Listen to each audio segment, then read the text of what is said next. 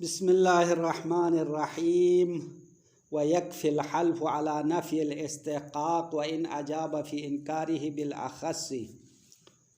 اس بات کا خلاصہ ہم نے پہلے درس میں بھی کچھ بتایا تھا، ابھی دوبارہ بتانا ضروری ہے کیونکہ آج کی جو کلاس ہے وہ یہاں سے شروع ہے۔ تو قسم کھانا، منکر جب قسم کھاتا ہے تو قسم اپنے جواب کے مطابق کھانا چاہے یا جواب کے ساتھ قسم مختلف ہو سکتی ہے، یہ سوال ہے۔ مثال کے طور پر منکر نے مدعی کے جواب میں مطلق حق کا انکار کیا، یعنی تمہارا حق میرے گردن پر نہیں ہے، کوئی بھی حق نہیں ہے، اس طرح کہا۔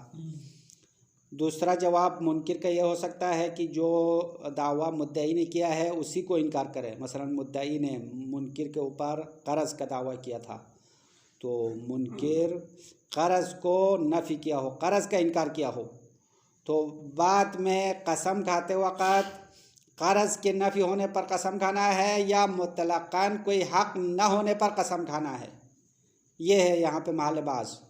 یعنی جواب اور قسم مطابق نہیں ہو رہا ہے، جواب اخص دے رہا ہے اور قسم عام کا کھا رہا ہے۔ یعنی جواب میں اس نے قرض کا انکار کیا، یہ خاص ہو گیا نا، اور قسم کھا رہا ہے نفی استحقاق پر، یعنی کوئی حق نہیں ہے، نہ قرض ہے نہ کوئی اور حق ہے، تمام حقوق کا انکار کرنا۔ آیا اس طرح قسم کھانا درست ہے یا نہیں؟ تو اس مسئلے میں دو نظریات ہیں، دو اقوال ہے۔ پہلا قول یہ ہے کہ اگرچہ جواب میں خاص چیز کو نفی کیا ہو، قسم کھاتے وقت مطلق استحقاق کو نفی کر سکتا ہے، نفی استحقاق پر قسم کھا سکتا ہے، یہ پہلا قول ہے۔ اس قول کے لیے دو دلیل پیش کیا۔ پہلی دلیل یہ ہے کہ جب عام کو نفی کرے تو خاص خود بخود نفی ہو جائے گا۔ جب مطلق حقوق کو نفی کیا تو اس کی ضمن میں قرض بھی نفی ہو جائے گا نا۔ منکر نے کہا تمہارا کوئی حق میرے اوپر نہیں ہے، اس پر قسم کھا لیا تو قرض بھی منتفی ہو جائے گا۔ تو عام خاص جو منطق میں آپ کو بتایا، جب عام منتفی ہو تو خاص خود بخود منتفی ہو جاتا ہے، اسی لیے نفی استحقاق کے قسم کھانا درست ہے۔ دوسری دلیل یہ ہے کہ مدعی نے جو خاص چیز کا دعویٰ کیا ہے وہ سچ ہو، ممکن ہے بعد میں منکر نے اس کا حق ادا کیا ہو، تو ایسی صورت میں اگر منکر خاص چیز کو نفی کرے اور اس قرض کا اعتراف کرے تو پھر مسئلہ الٹ ہو جائے گا، منکر کے اوپر بینہ لانا لازم ہوتا ہے۔ مثال کے طور پر مدعی نے کہا اس نے میرا قرض لیا ہے، ابھی تک واپس نہیں کیا، اور منکر کو بھی پتہ ہے قرض تو لیا ہے، پھر وہ یہ کہے کہ بھائی میں نے قرض لیا تھا، واپس بھی کر لیا تھا، تو یہاں پہ حاکم منکر سے کہے گا بھائی قرض تو لینے کا تم نے اعتراف کیا، اب واپس کرنے کا گواہ لاؤ، اس طرح کہے گا منکر سے۔ تو اب منکر اس مشکل سے بچنے کے لیے جواب میں یہ کہہ سکتا ہے کہ بھائی اس کا کوئی حق میرے پاس نہیں ہے، تو یہ تو سیدھا سادہ جو ہے حق کا انکار کیا نا، یعنی قرض کا اعتراف نہیں ہوا، لہٰذا منکر نفی استحقاق کا جواب دے سکتا ہے۔ جب اس کو بینہ لانے کا مسئلہ پیش آ جائے تو بینے سے اپنے آپ کو بچانے کے لیے کیا کہہ سکتے ہیں کہ تمہارا کوئی بھی حق میرے اوپر نہیں ہے، اگرچہ اس نے قرض لیا ہے، قرض واپس بھی کیا تو واپس کیا تو حق ادا ہو گیا نا۔ تو وہ اس طرح کا ہے کہ بھائی تم سے میں نے قرض لیا تھا، میں نے واپس کیا تھا، یہ ساری باتیں کا ہے، تو پھر کیا ہے منکر کے اوپر گواہ لانے کی ضرورت ہوتی ہے، تو منکر بیچارے کے پاس گواہ نہیں ہے قرض واپس کرنے کا، لہٰذا اس مشکل سے اپنے آپ کو بچانے کے لیے وہ مطلقاً جواب دے سکتا ہے کہ بھائی کوئی حق نہیں ہے، تمہارا حق میرے پاس نہیں ہے، اور اسی کے مطابق قسم بھی کھا سکتا ہے۔ یہ دو دلیل۔ دوسرا قول بعض علماء نے کہا نہیں بھائی، منکر اسی جواب کے مطابق قسم کھا سکتا ہے جو اس نے دیا ہے، یعنی اگر اس نے خاص چیز کا انکار کیا ہو تو اس خاص چیز کے نفی ہونے کا قسم کھائے گا، اگر بطور عموم جواب دیا ہو تو اس عموم یعنی نفی استحقاق پر قسم کھائے گا۔ مطلب جواب اور قسم مطابق ہونا چاہیے، آپس میں ٹکراؤ نہ ہو، یہ دوسرا قول ہے، اور شہید نے پہلے قول کو انتخاب کیا ہے۔ یہ گفتگو یہاں تک ختم ہو جائے گی۔ اس کے بعد آخر میں قسم کے طریقۂ کار ایک اور صورتحال بیان کر رہا ہے کہ قسم کھانا انسان اپنے فعل کے بارے میں کھانا چاہیے، کبھی کسی اور کے فعل کے بارے میں کھانا چاہتے ہیں۔ تو یہاں ٹوٹل 4 صورتیں ہوتی ہیں، ان 4 میں سے 3 صورتوں میں قسم قطعی کھانا ہے، قسم یقینی کھانا ہے، اور ایک صورت میں نفی علم پر قسم کھانا ہے، نہیں جانتا ہوں کہہ کر قسم کھانا ہے۔ وہ 4 صورتیں یہ ہے کہ ایک دفعہ انسان اپنے کسی کام کے بارے میں قسم کھاتا ہے، کام کے کرنے کا، کام انجام دینے کی قسم کھاتا ہے، تو اپنے کام کا تو خود جانتا ہے نا، یقین ہے، یقینی قسم کھائے گا، یعنی اللہ کی قسم میں نے یہ کام کیا ہے یہ کہے گا۔ یا اپنے فعل کے نفی ہونے کی قسم کھائے گا، یعنی میں نے یہ کام نہیں کیا، یہ بھی یقینی ہے، قطعی ہے، انسان کو خود پتہ ہے وہ کام نہیں کیا۔ تو یہ 2 صورتیں ہو گیا قسم قطعی۔ اور تیسری صورت یہ ہے کہ کسی اور شخص کے فعل کے انجام دینے کی قسم کھاتا ہے۔ مثلا مدعی جو ہے یا منکر اپنے وکیل کے بارے میں قسم کھا رہا ہے کہ میرے وکیل نے یہ کام کر لیا ہے، تو وکیل تو خود نہیں ہے نا، کہ کوئی اور ہے، تو کسی اور کے فعل انجام دینے کی قسم کھاتا ہے، اس وقت بھی قسم قطعی کھانا ہے، کیونکہ کسی اور کے فعل انجام دینے پر بھی یقین حاصل کر سکتے ہیں۔ یہ 3 صورتیں ہو گئی۔ اور چوتھی صورت یہ ہے کہ کسی اور کے فعل انجام نہ دینے کی قسم کھاتا ہے، تو یہ ہے قسم قطعی نہیں ہوگا۔ اس صورت میں قسم نفی علم پر کھائے گا، کہے گا کہ اللہ کی قسم مجھے پتہ نہیں ہے، اس نے کام نہیں کیا یا کیا پتہ ہی نہیں ہے، کیونکہ کسی اور کے فعل انجام نہ دینا انسان یقین نہیں کر سکتا ہے نا، ممکن ہے اس کی لا علمی میں اس نے کام کیا ہو، تو وہ کیسے کہہ سکتا ہے بھائی اللہ کی قسم اس نے یہ کام نہیں کیا، اس نے یہ کام نہیں کیا نہیں کہہ سکتا ہے، بلکہ یہ اس طرح قسم کھائے گا کہ اس کے کام کے انجام دینے کا مجھے علم نہیں ہے، قسم ایسا کھائے گا۔ بس 4 صورتوں میں سے تیسری صورت میں قسم علم نہ ہونے پر کھائے گا، قطعی قسم و یقینی نہیں کھائے گا کہ یہ کام نہیں ہوا یا ہوا، یہ نہیں کہیں گے، بلکہ مجھے پتہ نہیں ہے۔ بس یہ اس گفتگو کا خلاصہ ہے۔ القول فی الشاہد والیمین، یہ ایک اور گفتگو بحث ہے، اس کے لیے الگ خلاصہ بتائیں گے، پہلے اس کا ترجمہ کرنا چاہیے۔ وَيَكْفِي الْحَلْفُ عَلَى نَفْيِ الْاِسْتِحْقَاقِ، نفی استحقاق پر قسم کھانا کافی ہے۔ نفی استحقاق یعنی مطلقاً کوئی حق نہ ہونے پر قسم کھائے۔ وَإِنْ أَجَابَ فِي إِنْكَارِهِ بِالْأَخَصِّ، اگرچہ منکر نے اپنے جواب میں اخص کو انکار کیا ہے، یعنی اس نے قرض کا انکار کیا، بعد میں قسم کھاتے ہوئے مطلق حقوق کا انکار کر سکتا ہے۔ مثال دیتے ہیں، کما اذا ادعى علیہ قرضا، جیسا کہ منکر کے اوپر کسی مدعی نے قرض کا دعویٰ کیا، اس نے کہا کہ مجھ سے اس نے قرض لیا، ابھی مجھے واپس نہیں کر رہا، یہ کہا فَأَجَابَ بِأَنِّي مَا اقْتَرَضْتُ، اور اس منکر نے جواب دیا کہ بے شک میں نے اس سے کوئی قرض نہیں لیا۔ تو قرض نہیں لینا یہ اخذ ہے، جواب تو اس نے اخذ کا دیا، اور قسم کھا رہا ہے عام کا، یعنی کوئی حق نہیں ہے، اس بات پر قسم کھاتے ہیں۔ تو یہ صحیح ہے، شہید اول کی نظر میں یہ اس طرح قسم کھانا کافی ہے۔ کیوں؟ دلیل 2 ادلہ پیش کر رہے ہیں۔ لِأَنَّ نَفْيَ الْاِسْتِحْقَاقِ يَشْمُلُ الْمُتَنَازَعَ وَزِيَادَةً، کیونکہ استحقاق کو نفی کرنا محل نزاع کو بھی شامل کرتا ہے اور اس سے زیادہ کو بھی شامل کرتا ہے۔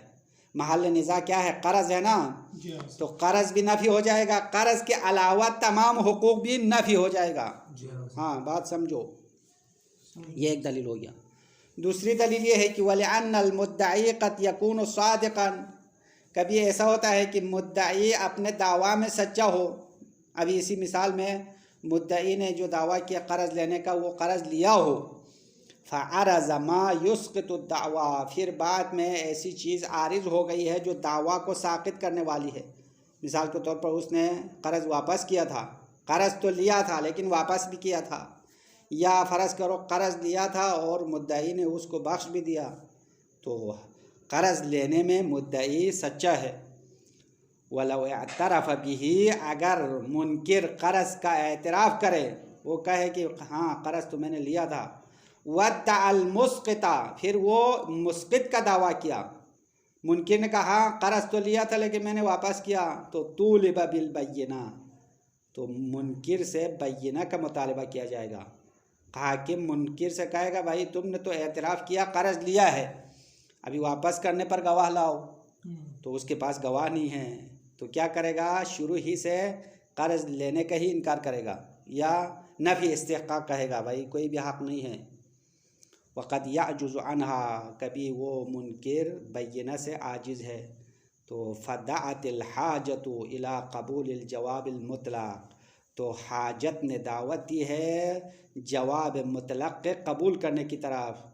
مطلب منکر کی طرف سے نفی استحقاق کا جواب قابل قبول ہے ایسی صورت میں. یعنی منکر اگر سمجھدار ہو تو وہ کہے گا اس کا کوئی حق میرے اوپر نہیں ہے، اس طرح جواب دے گا. ایسا جواب دے تو اس کے لیے بینہ کی ضرورت تو نہیں ہے نا.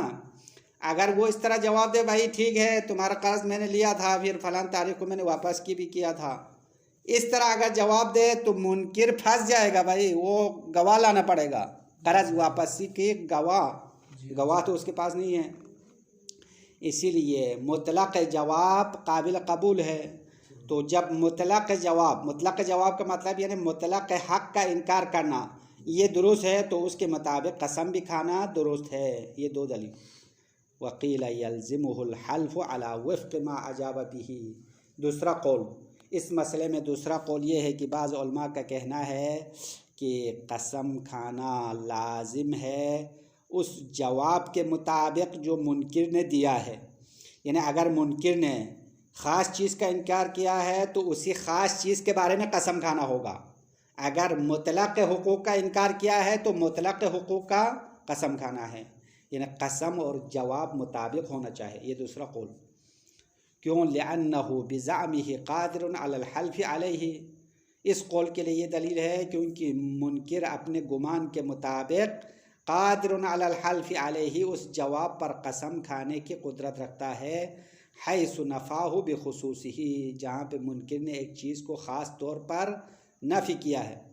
ان طلبہ منہ المدعی، اگر مدعی منکر سے قسم کا مطالبہ کرے تو منکر فقط اسی چیز کا قسم کھائے گا جس کا اس نے جواب دیا. اگر قرض کا انکار کیا ہے تو قرض کے نفی پر قسم کھائے گا. اگر مطلق حقوق کا انکار کیا ہے تو مطلق حقوق کے نفی کا قسم کھائے گا. یعنی قسم اور جواب مطابق ہونا چاہیے. یہ دوسرا قول اور اس کی دلیل ہو گئی. شہید ثانی آخر میں فیصلہ سناتے ہیں وَيُضَعَّفُ، یہ قول ثانی کمزور قرار دیا جاتا ہے. یعنی دوسرا قول درست نہیں ہے. بما ذکرناہ، اسی دلیل کی وجہ سے جو پہلے قول کے لیے ہم نے بیان کیا. یعنی لأن نفی الاستحقاق یشمل المتنازع و زیادتنا، یہ والی دلیل ہے. بما ذکرنا اشارہ اس کی طرف ہے کہ جب عام کو نفی کرے تو خاص خود بخود نفی ہو جائے گا. اب خاص کو نفی کرنے کے لیے الگ قسم کھانے کی ضرورت نہیں ہے. اور دوسرا جواب بھی دے رہے وَبِإِمْكَانِ التَّسَامُحِ فِي الْجَوَابِ، اور ممکن ہے جواب میں تسامح انجام دے، یعنی چشم پوشی کرے. انسان جب جواب دیتا ہے تو وہاں پہ دقت کی ضرورت نہیں ہے، لیکن جب قسم کھانا ہے تو دقت کی ضرورت ہے، تسامح نہیں ہے قسم میں. تو ممکن ہے اس نے جواب میں کسی خاص چیز کو انکار کیا تسامح کے طور پر. جب قسم کھانے کا مقام آیا تو غور و فکر کر کے سوچ سمجھ کے قسم کھانا ہے. اگر جھوٹی قسم ہو تو کل ایک حدیث میں بیان کیا کفر کے حد تک پہنچ جائے گا. اگر کسی نے جھوٹی قسم کھایا من حلف باللہ کاذبا کفر، جو جھوٹی قسم کھائے گا وہ کافر ہو جائے گا. ہاں، قسم کھانا تو اتنا آسان نہیں ہے. تو قسم کھانے میں چشم پوشی نہیں ہوتی ہے.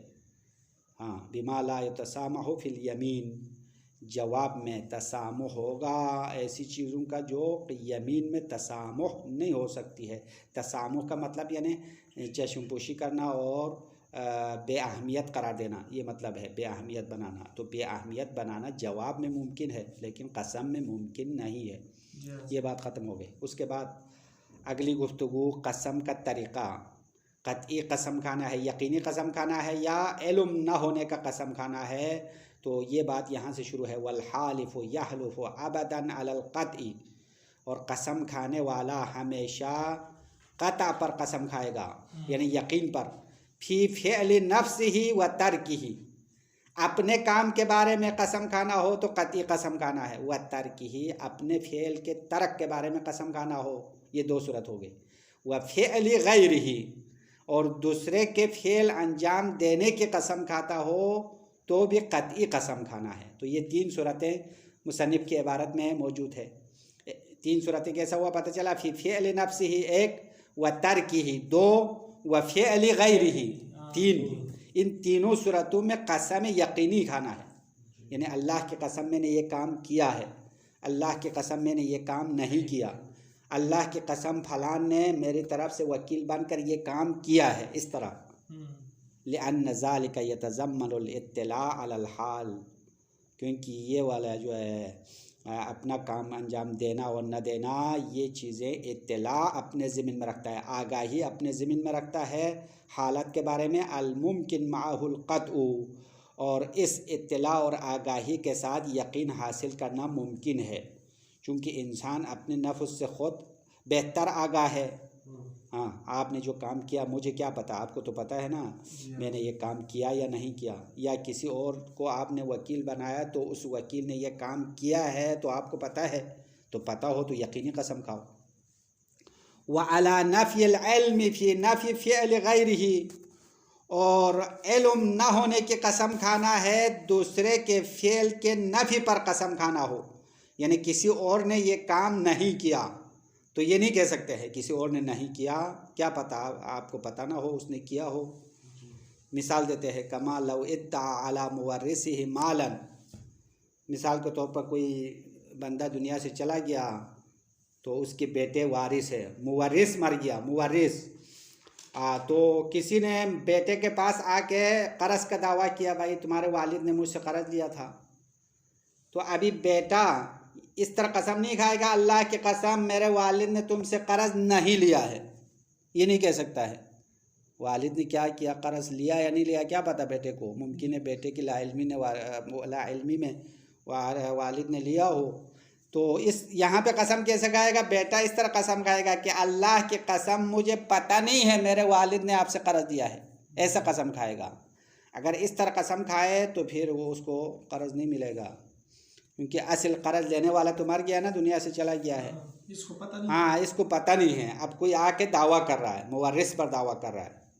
کما لو ادعا علی مورثہ، مثلا قسم کھانے والے کے مورث پر دعویٰ کیا، مورث یعنی ارث دینے والا، وارث ارث لینے والے کہتے ہیں، تو وارث کے اوپر آ کے مورث پر دعویٰ کیا مالن، کوئی مال ہونے کا، تو فکفاہ الحلف علی انہ لا یعلم بہ، تو اس وارث کے لیے قسم کھانا اتنا کافی ہوگا کہ اس کے بارے میں وہ نہیں جانتا ہے، انہ لا یعلم بہ، اس مال کے بارے میں نہیں جانتا، کیونکہ لأنہ یعسر الوقوف علیہ، کیونکہ اس شخص کے لیے، اس وارث کے لیے اس پر آگاہ ہونا مشکل ہے، سخت ہے، بلکہ ناممکن ہے۔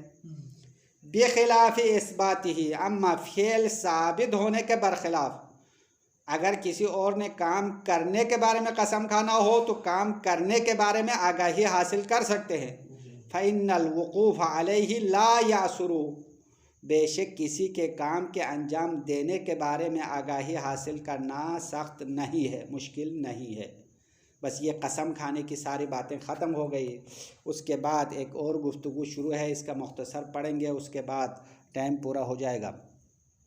القول فی الشاہد والیمین، یہاں سے گفتگو شروع ہے محکمہ قضاوت میں بعض چیزیں، بعض دعویٰ ایک گواہ اور ایک قسم سے بھی ثابت ہوتا ہے، ہاں ایک گواہ اور ایک قسم، چونکہ دو گواہ لانا تو مدعی پر لازم ہے، اگر مدعی کے پاس ایک گواہ ہو دوسرا نہ ہو تو دوسرے گواہ کے بدلے میں مدعی ایک قسم کھائے، ایک گواہ ایک طرف ہے دوسری طرف ایک قسم بھی ملائے تو اس کا حق ثابت ہو جائے گا۔ تو یہاں پہ سوال یہ ہے کہ آیا ایک گواہ اور ایک قسم سے تمام حقوق ثابت ہوگا یا بعض حقوق ثابت ہوں گے؟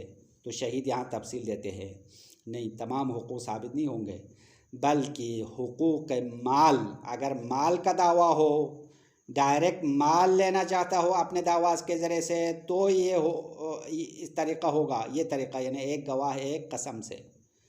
یا ایسا دعویٰ دائر کیا ہو جس میں مال حاصل کرنا مقصود ہو، تو ایسے حقوق میں جو خود مال ہو یا مال لینا مقصد ہو، ان چیزوں میں ایک گواہ اور ایک قسم سے معاملہ حل ہو جائے گا۔ بس یہ قانون ہے۔ اب یہاں سے شہید نے مثالیں دی ہے۔ مقصود مال یعنی وہ دعویٰ، وہ مقدمات جس میں مال حاصل کرنا مقصد ہو، تو مثال قرض کی مثال ہے، دین کی مثال۔ کسی نے کہا بھائی اس نے میرا قرض لیا، تو قرض تو مال ہے نا، تو قرض لینے پر ایک گواہ ہے، دو گواہ نہیں ہے، تو قرض ثابت کرنے کے لیے کیا کرنا پڑے گا؟ مدعی ایک گواہ کے ساتھ ایک قسم کھائے گا، تو پھر منکر پر قرض ثابت ہو جائے گا، واپس کرنا چاہیے۔ حقیقت تو اللہ جانتا ہے، لیکن یہ ظاہر شرع ہے نا، ظاہر، چونکہ قضاوت، محکمہ قضاوت میں حکم ظاہری کے مطابق کام کرتے ہیں۔ ہاں، حقیقت تو اللہ کو پتہ ہے، قیامت کے دن جو بھی فیصلہ ہوگا وہ حقیقت کے مطابق ہوگا، لیکن ظاہراً تو یہی ہوگا کہ ایک گواہ گواہی دے گا کہ اس نے اس کا قرض لیا ہے، اور مدعی ایک قسم کھائے گا۔ اور وہ چیزیں جس میں اصل دعویٰ مال نہیں ہے لیکن مال حاصل کرنا مقصود ہے، ان کی مثالیں، دو تین مثالیں دیتے ہیں، جیسے کہ عقود معاوضات، مثلا بے کا دعویٰ کیا، صلح کا دعویٰ کیا، اجارہ کا دعویٰ کیا، ہبہ کا دعویٰ کیا، یہ سب جو ہے اصل دعویٰ تو مال نہیں ہے۔ مثال کے طور پر زید نے عمر کے خلاف دعویٰ کیا، بھائی اس نے میرا گھر خریدا ہے، تو گھر خریدنے کا دعویٰ کیا، لیکن مقصد کیا ہے؟ گھر خریدنا جب ثابت ہو تو اس کی قیمت بھی لینا ہے نا، قیمت لینا مقصود ہے۔ اسی طرح کسی نے دعویٰ کیا، بھائی اس نے میرے ساتھ صلح کیا تھا، 1000 روپے مجھے دینے کا وعدہ کیا تھا، نہیں دیا، تو یہ صلح کا جو جھگڑا شروع کیا ہے، تو اس کا مطلب یہ ہے کہ پیسہ لینا مقصد ہے۔ یا اجارے کا دعویٰ کیا، مثال کے طور پہ کسی نے کہا بھائی اس بندے نے میرا گھر 1 سال کے لیے کرائے پہ لیا ہے، تو اجارے کا دعویٰ کرنے کا اصل مقصد کیا ہے؟ اس سے کرایہ لینا ہے، گھر کا کرایہ لینا مقصد ہے۔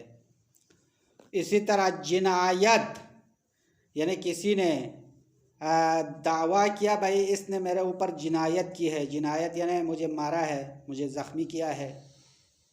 جیسا کہ ابھی آج خبر پہنچی ہے، بیچارہ حشمت کو کسی نے مارا ہے، اس کا پیسہ بھی چھین لیا ہے۔ اس طرح دنیا میں ایک دوسرے پر ظلم زیادتی ہوتی ہے، تو جنایت کہتے ہیں اس کو۔ جنایت کی 2 قسم، ایک جنایت عمدی ہے، جان بوجھ کر کسی کو مارنا، مار پیٹ کرنا، اور ایک ہوتا ہے جنایت خطائی نے غلطی سے لگ جائے۔ تو جنایت کے کچھ اقسام میں قصاص ہے اور کچھ اقسام میں دیت ہے، دیت۔ تو قصاص کی 2 قسم ہے، ایک قصاص نفس ہے، ایک قصاص عضو ہے۔ اگر کسی نے کسی مسلمان کو، بغیر بے گناہ مسلمان کو جان بوجھ کر مار دیا، تو قصاص نفس ہوگا، یعنی اس قاتل کو مارنا ہے، اس کو کہتے ہیں قصاص نفس۔ اگر کسی کے عضو کو ناکارہ کیا، العین بالعین والانف بالانف، قرآن کی آیت ہے نا، والاذن بالاذن، کسی نے کسی کا کان کاٹ لیا ہے تو قصاص لینا ہے۔ کیا کرنا ہے؟ کان کاٹنے والے کے کان کاٹے گا۔ اور اگر کسی نے کسی کے آنکھ پھوڑ دیا ہے تو اس کے بھی آنکھ پھوڑنا ہے۔ یہ حکم شرعی ہے۔ آج کل احکام شرعی پر عمل نہیں ہوتا، اس لیے ظالموں اور جنایت کاروں کو بہت فری موقع ملا ہے، اپنے مرضی سے جنایت کرتے ہیں، پھر بھاگ جاتے ہیں۔ تو شرعی قانون یہی ہے کہ اگر کسی نے کسی کے کان کاٹا ہے تو اس کے کان کاٹنا پڑے گا، اگر ناک پر نقصان پہنچایا ہے تو اس کے ناک کو نقصان پہنچانا ہوگا۔ جس طریقے سے اس نے مارا ہے اسی طریقے سے قصاص لینا ہے، اس کو کہتے ہیں قصاص عضو، یعنی اعضاء کا قصاص لینا۔ لیکن یہاں پہ جو مثال میں کہتے ہیں بعض جنایت جس میں قصاص نہیں ہے بلکہ دیت ہے، دیت پیسہ لینا ہے۔ مثال 2-3 مورد یہاں مثال دیا۔ ایک قتل شبیہ عمد، اگر کسی کو جان بوجھ کے نہیں مارا ہو، قتل عمدی نہ ہو، شبہ عمد کہتے ہیں، یعنی مارنے میں تو اس نے ارادے کے ساتھ مارا لیکن جان سے مارنا مقصد نہیں تھا، اس کو کہتے ہیں شبہ عمد، شبہ عمد، شبیہ عمد ہے۔ مثال کے طور پر ایک استاد نے اپنے شاگرد کو ادب سکھانے کے لیے مارا اور اس کو جان سے مارنا مقصد نہیں تھا، لیکن اچانک ایسا لگ گیا کہ وہ مر گیا، تو یہاں پہ قصاص نہیں ہے، وہاں دیا لینا ہے، شبہ عمد ہے، تو مارنے میں تو ارادہ ہے لیکن قتل کا ارادہ تو نہیں ہوا، وہ خود بخود قتل ہو گیا۔ یا کوئی والد اپنے بیٹے کو مار دیا، والد نے اپنے بیٹا مار دیا تو والد کو قصاص میں قتل نہیں کرنا ہے، اس سے دیا لینا ہے۔ ہاں، یا کوئی آزاد شخص غلام کو مار دے تو وہاں پہ بھی دیا ہے، قصاص نہیں ہے۔ یا کوئی مسلمان کسی کافر کو مار دے تو وہاں پہ بھی قصاص نہیں ہے، دیا ہے۔ تو یہ چند مثالیں یہاں پہ دے رہے ہیں، اور یہاں ولا یثبت تک عبارت پڑھنا ہے تو مثالیں عبارت میں ہم وضاحت کریں گے، بس خلاصہ زیادہ لمبا ہو رہا ہے۔ القول فی الشاہد والیمین، گفتگو چل رہی ہے شاہد اور یمین کے بارے میں، ایک گواہ اور ایک قسم، ایک گواہ اور ایک قسم سے حقوق کو ثابت کرنا ہے۔ کلما یثبت بشاہد و امرأتین یثبت بشاہد و یمین، شہید نے پہلے قانون بتایا، ہر وہ حقوق جو ایک گواہ مرد اور دو عورتوں سے ثابت ہونے والے ہیں تو وہ ایک قسم اور ایک گواہ سے بھی ثابت ہوں گے، یعنی دو عورت ایک مرد کے برابر ہے نا گواہی میں، دو عورتیں ایک مرد کے برابر ہے، تو اگر ایسے حق کا دعویٰ کیا جو ایک گواہ مرد اور دو عورتوں سے ثابت ہونے والے ہیں تو یثبت بشاہد و یمین، وہ حقوق ایک شاہد اور ایک قسم سے بھی ثابت ہوگا۔ وہ کیا ہے؟ ابھی ہم نے خلاصے میں بتایا، وَهُوَ كُلَّمَا كَانَ مَالًا، کلما پڑھو، ہوا مبتدا یہ خبر ہے، کلما کان مالًا، ہر وہ دعویٰ ہے جو مال ہے، او کان المقصود منہ المال، یا اس دعویٰ کا مقصد مال حاصل کرنا ہے، تو یہ چیزیں ایک گواہ اور ایک قسم سے ثابت ہوتی ہے۔ کالدین والقرض، جیسا کہ دین ہے، قرض ہے۔ اب یہاں پہ شہید نے دین اور قرض کو ساتھ کیوں لایا؟ تخصیص بعد التعمیم، یعنی عمومیت کے بعد خاص کرنا ہے، چونکہ دین عام ہے، قرض خاص ہے۔ دین میں ہر وہ حقوق شامل ہوتا ہے جو کسی کا حق دوسرے کی گردن پر ہو تو اس کو دین کہتے ہیں، اور دین کا ایک قسم قرض ہے، تو شہید نے یہاں پہ دین اور قرض دونوں ساتھ کیوں لایا؟ ایک عام لایا، ایک خاص لایا، عام و خاص دونوں ساتھ لایا ہے، اس میں کوئی اعتراض نہیں ہے۔ جیسے کوئی یہ کہے کہ جانی حیوان، اس کے بعد انسان ان کہے، تو حیوان عام ہے، انسان خاص ہے نا، عام خاص دونوں ساتھ لایا ہے۔ تخصیص بعد التعمیم، یہاں عبارت میں خاص کیا ہے عمومیت دینے کے بعد، پہلے دین کہا بعد میں قرض کہا، یہ دونوں ایک چیز ہے، ایک عام ہے ایک خاص ہے، ایک مساوی نہیں ہے۔ ایک چیز ہونے کا مطلب یعنی برابر تو نہیں ہے نا، دین عام ہے، دین میں ہر قسم کے حقوق شامل ہے، قرض میں ایک قسم کا دین ہے وہ شامل ہے، بس باقی دیون شامل نہیں ہے۔ والغصب، اور اسی طرح دین اور قرض یہ مال کی مثال ہے، والغصب یہ بھی مال کی مثال ہے۔ اگر کسی نے دعویٰ کیا فلاں نے میرا مال غصب کر کے لے گیا، غصب یعنی زبردستی کسی کے مال پر قبضہ کیا تو اس کو غصب کہتے ہیں، تو غصب کے دعویٰ کرنے کی صورت میں بھی مال لینا مقصد ہے۔ وعقود المعاوضات، ہاں، اور اسی طرح عقد معاوضات جو لین دین کا عقود ہے وہ بھی مقصود مالی ہے، خود مال نہیں ہے۔ کالبیع، جیسا کہ بے عقود معاوضات ہے، والصلح، صلح بھی عقود معاوضات ہے، والاجارہ بھی عقود معاوضات ہے، والہبۃ المشروطۃ بالعوض، اور وہ ہبہ جو عوض کے ساتھ مشروط ہو، چونکہ ہبہ کی دو قسم ہے، ایک ہبہ معوضہ ہے، ایک ہبہ غیر معوضہ ہے۔ ہبہ غیر معوضہ میں تو انسان ہبہ کر کے فوراً واپس بھی کر سکتا ہے، ہبہ کو توڑ بھی سکتا ہے، اس میں تو کوئی دعویٰ کرنے کی ضرورت نہیں ہے، قاضی کے پاس جانے کی ضرورت نہیں ہے۔ لیکن ہبہ معوضہ میں یہ ہوگا کہ میں آپ کو ایک چیز دے دوں اور شرط رکھتا ہوں کہ بھائی اس کے بدلے میں آپ مجھے کوئی اور چیز دے دیں، ہاں، میں آپ کو کتاب دیتا ہوں اور آپ مجھے قلم دے دیں، یہ ہبہ معوضہ ہے، یعنی ایک کے عوض میں دوسرا ہبہ کرے گا، ہاں۔ تو ہبہ معوضہ کے دعویٰ کی صورت میں بھی ایک بندہ دعویٰ کرے کہ بھائی میں نے اس کو چیز دیا ہے لیکن اس نے جو بدل دینا تھا وہ نہیں دیا ہے، تو یہ دعویٰ ہے مقصود مال، مال حاصل کرنا مقصد ہے۔ والجنایت الموجبۃ للدیہ، اور وہ جنایت اور زیادتی جو دیہ کا سبب بنتا ہے، قصاص کا سبب نہیں، دیہ کا سبب بنتا ہے، کالخطئی، جیسا کہ جنایت خطئی، غلطی سے کسی نے کسی کو مارا، وعمد الخطا، عمد الخطا یعنی جو ایک لحاظ سے عمدی ہے دوسری طرف سے خطا ہے، اس کو کہتے ہیں شبہ خطا یا شبہ عمد، یعنی ہے مکمل خطا بھی نہیں ہے، مکمل عمدی بھی نہیں ہے۔ وقتل الوالد ولدہ، اور تیسری مثال یہ ہے کہ والد نے بیٹے کو مار دیا، جان سے مار دیا، تو وہاں پہ بھی دیت لازم ہوئے، قصاص نہیں ہے، والد کو بیٹے کے بدلے میں نہیں مارنا ہے، قتل نہیں کرنا ہے، بلکہ اس سے دیہ لینا ہے۔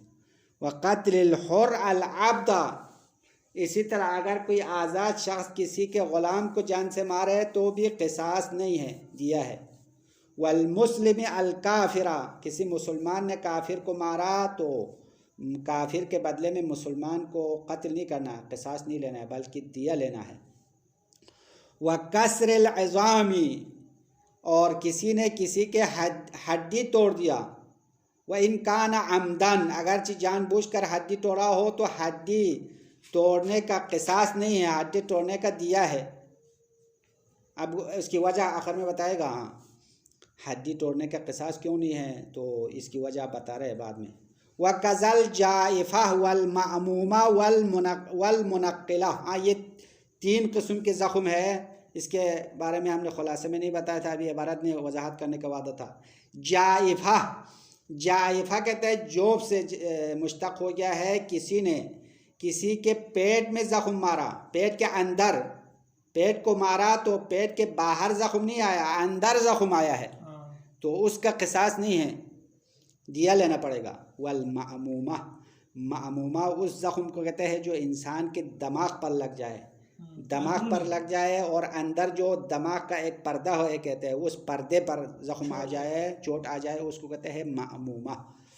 والمنقلہ، منقلہ اس زخم کو کہتے ہیں جو سر کے ہڈی اپنی جگہ سے ہل گیا ہو، نقل منتقل ہوا ہو، یعنی کھوپڑی کو اتنا تیز مارا کہ اس کا ہڈی اپنی جگہ سے ہل گیا، اس کو زخم کہتے ہیں منقلہ، نقل کرنے والا، اپنی جگہ سے ہٹانے والا زخم ہے۔ تو ان تمام زخم میں قصاص نہیں لیں گے، کیوں؟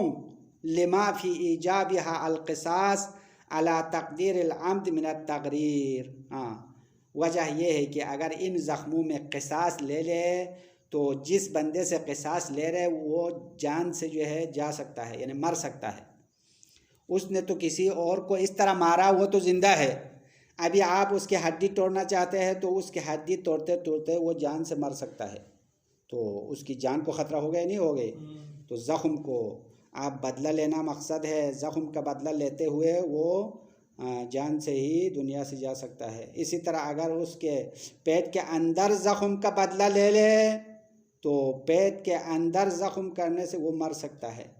اسی طرح اس کے دماغ پر آپ نے چوٹ مارا قصاص کے طور پر تو وہ بھی مر سکتا ہے، تو اس کے مرنے سے بچانے کے لیے دیہ لینا ہے، بس یہ وجہ ہے، ہاں اس کی عبارت سنو بس مسئلہ ختم ہو جائے گا۔ لما فی ایجابہا القصاص، کیونکہ ان اقسام میں قصاص واجب ہونا علی تقدیر العمدی، اگر یہ جنایت اور یہ زیادتی عمدی ہو تو من التغریر، اس میں قصاص ہونے والے شخص کی جان کو خطرہ ہے، من التغریر کا مطلب یعنی اس کی جان سے جانے کا خطرہ ہے، اس کی جان کو بچانے کے لیے قصاص نہیں لینا ہے، دیہ لینا ہے۔ بس یہ ساری مثالیں مقصود مالی ہے، اگر کسی نے کسی پر یہ چیزیں دعویٰ کیا تو ایک گواہ اور ایک قسم سے بھی ثابت ہو جائے گی۔ وصلی اللہ علیہ وسلم۔